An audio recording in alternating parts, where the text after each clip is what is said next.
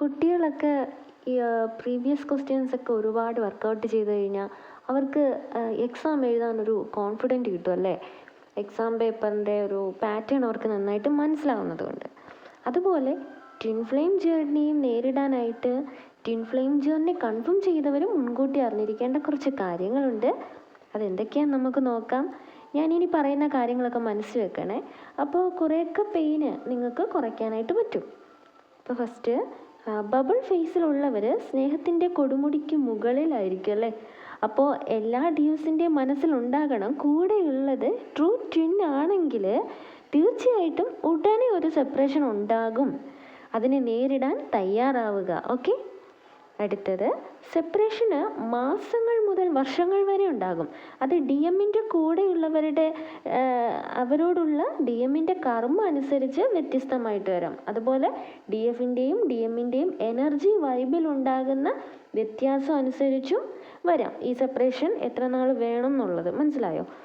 അടുത്ത കാര്യം, ഡി എഫിൻ്റെ സെപ്പറേഷൻ സ്റ്റേജിൽ ഡി എഫിന് തൻ്റെ ഡി എമ്മിൽ നിന്നും ചുറ്റുമുള്ളവരിൽ നിന്നും ഒരുപാട് ട്രിഗേഴ്സ് നേരിടേണ്ടതായിട്ട് വരും.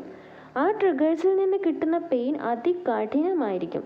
തളർന്നു പോകാതെ ആ പെയിനിനെ നേരിടാൻ മനസ്സിനെ സ്ട്രോങ് ആക്കി വെക്കുക. ഓക്കെ. അടുത്തത്, ഈ ജേർണിയിൽ ഡി എഫ് ഫോഴ്സ്ഫുള്ളി എന്ത് ചെയ്താലും നിങ്ങൾ വിചാരിക്കണ പോലെ അത് നടക്കില്ല. കാരണം ഈ ജേർണി കൺട്രോൾ ചെയ്യുന്നത് നമ്മുടെ ഡിവൈൻ ആണ്. ചിലരൊക്കെ ആണെങ്കിൽ നമ്മുടെ യൂട്യൂബ് വീഡിയോസൊക്കെ കണ്ടിട്ട് ആദ്യത്തെ സെപ്പറേഷൻ ഉണ്ടാകുമ്പോൾ തന്നെ ഇന്നർ വർക്ക് ഫോഴ്സ്ഫുള്ളി ചെയ്യാനായിട്ട് തുടങ്ങും, യൂണിയൻ പെട്ടെന്ന് നടക്കണം എന്ന ഉദ്ദേശത്തോടു കൂടി. പക്ഷേ അതൊന്നും ഫലവത്താകില്ല. ഓക്കെ. ഇനി ഈ ജേർണിയിലെല്ലാം നടക്കാൻ ഒരു ഡിവൈൻ ടൈം ഉണ്ടായിരിക്കും. നിങ്ങൾ എങ്ങനെയൊക്കെ ഫോഴ്സ്ഫുള്ളി ചെയ്യാൻ ശ്രമിച്ചാലും അതിൻ്റെ ടൈം എത്താതെ അത് നടക്കില്ല. മനസ്സിലായോ? അടുത്തത്, ഈ ജേർണിയിൽ നിങ്ങളുടെ ഈ ജന്മത്തിലെയും മുൻജന്മത്തിലെയും കർമ്മ അനുസരിച്ച് നിങ്ങൾ പഠിക്കേണ്ടതായിട്ടുള്ള കുറേയൊക്കെ പാഠങ്ങൾ ഉണ്ടാകും. അതെല്ലാം ഈ ജേർണിയിലൂടെ എക്സ്പീരിയൻസ് ചെയ്താണ് നിങ്ങൾ പഠിക്കാൻ പോകുന്നത്. ഓക്കെ. അടുത്തത്, ഈ ജേർണിയിൽ നിങ്ങൾക്ക് ഒരുപാട് ഡിവൈൻ ടെസ്റ്റുകളെ നേരിടേണ്ടതായിട്ട് വരും. എല്ലാ ഡി എഫ്സും ഈ ടെസ്റ്റുകളിൽ തോറ്റാണ് പാഠങ്ങൾ പഠിക്കുന്നത്. എത്ര സപ്ലി എക്സാം വേണേലും ഡിവൈൻ തരും, എഴുതിയെടുത്താൽ മതി. ഓക്കെ.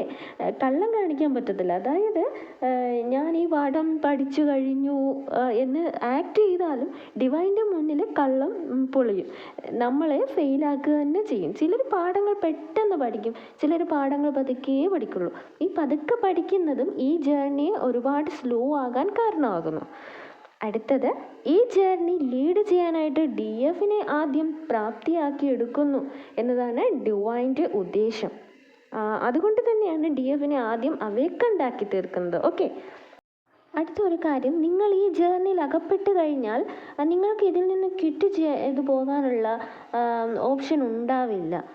നിങ്ങൾ ഡിവൈൻ സെലക്ട് ചെയ്ത ആളുകളാണ്.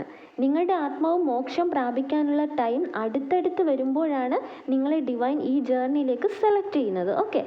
അടുത്ത ഒരു കാര്യം, നിങ്ങൾക്ക് ചെയ്യാൻ കഴിയുന്ന ഒരേ ഒരു കാര്യം ഇതാണ്. ഈ ജേർണിയിൽ ഫോഴ്സ്ഫുള്ളി ഒന്നും ചെയ്യാതെ കിട്ടുന്ന ട്രിഗേഴ്സിൽ നിന്നുമൊക്കെ മൈൻഡിനെ തളർത്താതെ ഡിവൈൻ ടെസ്റ്റുകളെ നേരിട്ട് എല്ലാം എക്സ്പീരിയൻസ് ചെയ്ത് ഈ ജേർണിയുടെ ഫ്ലോയ്ക്കനുസരിച്ച് മുന്നോട്ട് പോവുക എന്നതാണ്. ഈ ജേർണി ഒരു സ്ലോ പ്രോസസ്സാണെന്ന് മനസ്സിലാക്കുക. ഓക്കെ. അപ്പോൾ ടി എഫ് ജേർണി ഏറ്റവും നല്ല സന്തോഷവും ഓവർ റൊമാൻസും ഒക്കെയുള്ള ഒരു ജേർണിയാണെന്ന് തെറ്റിദ്ധാരണ മാറ്റുക. ഓക്കെ. ഈ തെറ്റിദ്ധാരണ കൂടുതലും ബബിൾ ഫേസിലുള്ളവർക്കാണ് വരുന്നത്. ശരിയല്ലേ? Thank you.